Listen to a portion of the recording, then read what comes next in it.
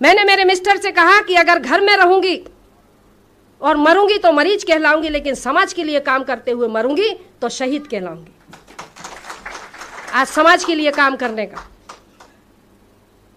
समाज को, ये अधिकार वंचित समाज को जागरूक करने का मैं काम करती हूं। अभी आपने देखा होगा आदिवासियों ने, हमारा आदिवासी समाज ने रावण दहन के पुतले का विरोध किया। एक भी सपोला बाहर निकला? देखा आपने?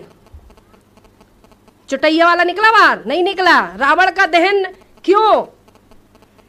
जब रावण के दहन के लिए जब पूरे भारत में आवेदन लग गए तो एक भी सांप बाहर नहीं निकला कि नहीं रावण का दहन क्यों नहीं करने दोगे। क्योंकि वो जानते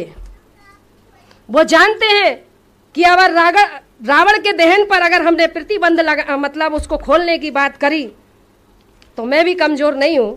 मेरा सवाल पहले से ही मैंने तैयार करके रखे।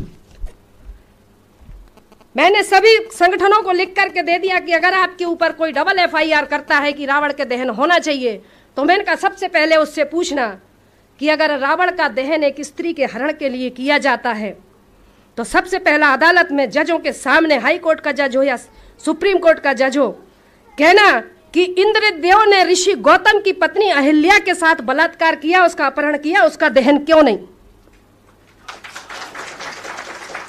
राजा पांडु ने माद्री के साथ बलात्कार किया, उसका दहन क्यों नहीं? ऋषि पाराशर ने केवट की बेटी सत्यवती को भगा करके ले गया और उसका बलात्कार किया, उसका दहन क्यों नहीं?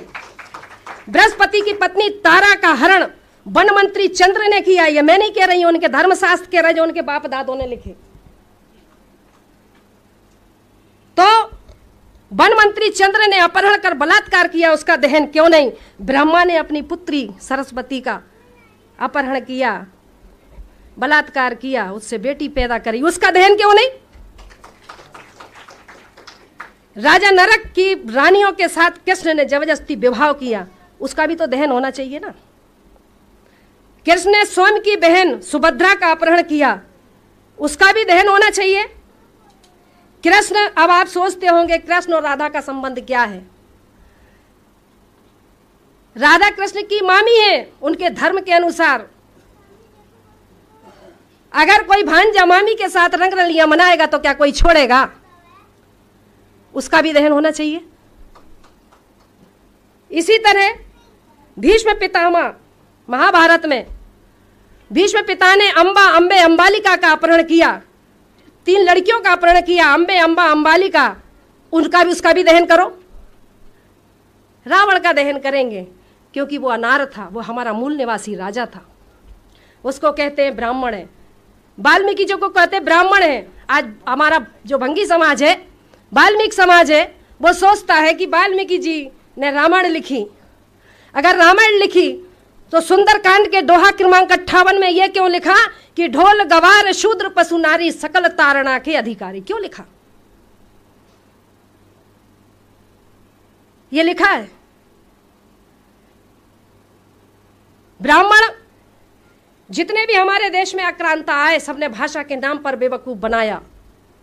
आर्यों ने संस्कृत के नाम पर, आर आए, हुण आए, शक आए, फ्रांसीसी आए, मुगल आए, अंग्रेज आए, सब तो हमें बेवकूफ बनाएगा, क्योंकि ये देश सोने की चिड़िया था, इसमें दूध की नदियां बहती थीं। इस देश को लूटने वाले यही है। 4 वर्ण बनाए, 4 धाम बनाए, 4 यज्ञ बनाए। यज्ञ कौन से थे मालूम है आपको? यज्ञों के नाम पर नर बलि दी जाती थी, यज्ञों के नाम पर पशु बलि दी जाती थी, यज्ञों के नाम पर गौ की बलि दी जाती थी। उन्होंने नर बलि, गौ बलि, अश्व बलि, राम ने किया ना अश्वमेघ यज्ञ, सुना है ना? अश्वमेघ यज्ञ, नर बलि, पशु बलि, अश्व बलि और कन्या बलि, ये बलियां दी जाती थी।